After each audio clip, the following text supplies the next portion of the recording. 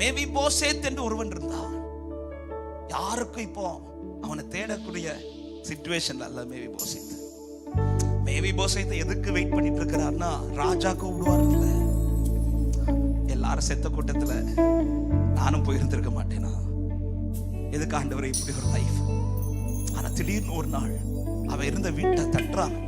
மேவி போசேத்தே வா. ஐயா என்னால வர முடியாது, நீ வரண்டா, நான் அவனை தூக்கிட்டு போறேன்.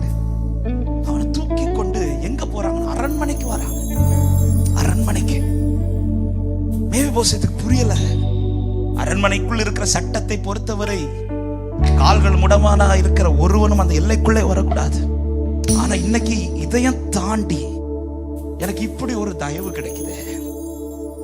பரிசுத்தவான்கள் இருந்து ஆராதிக்கிற கூட்டத்துல நான் வருவதற்கு தகுதி இல்லாதவன். அப்படி இருந்தும் இன்னைக்கு நான் நின்னு ஆராதிச்சிட்டு இருக்கிறேன். மேவி போசேத்துக்கு புரியல. உள்ள வாரா. சரி வாசலை விடுவாங்கன்னு பார்த்தா உள்ள கூட்டிட்டு போறாங்க.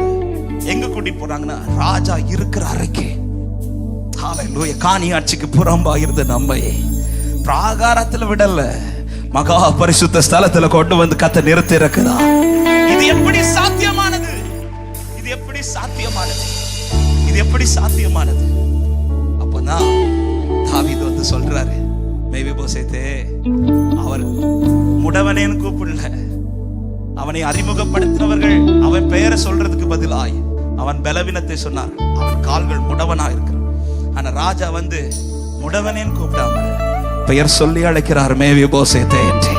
உலகம் மொத்தம் என்னை பாவி என்று பார்த்து கொண்டிருந்த போது பரலோகத்தில் இருக்கிற ஒருவர் மாத்திரதான் என்னை பெயர் சொல்லி அழைத்திருக்கிறார் என்று சொல்லுகிறவர்கள் ஆமென் என்று சொல்லுங்க பார்க்கலாம்.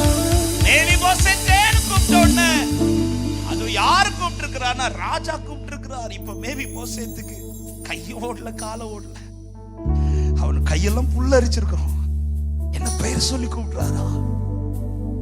இவ்வளவு என்ன இந்த பிரசனத்துல கொண்டு வந்து, இந்த மகா பரிசுத்த ஸ்தலத்துல கொண்டு வந்து என்னை பெயர் சொல்லி அழைக்கிறதற்கு அப்படி என்கிட்ட என்ன பாத்தீங்க ராஜாவே? செத்த நாயை போல் இருந்த எனக்கு உடைய கண்களில் எதனால் தயவு கிடைத்தது?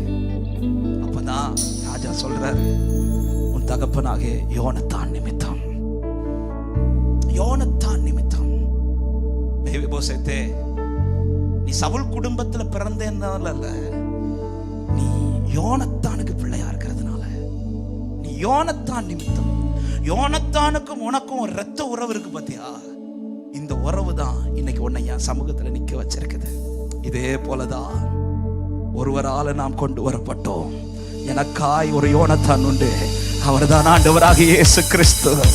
அவர் சிந்தின இரத்தத்தினால், அந்த இரத்த உறவுல எனக்கு இந்த பாக்கியம் கிடைச்சுன்னு சொல்றவங்க 2 கரங்களை உயர்த்தி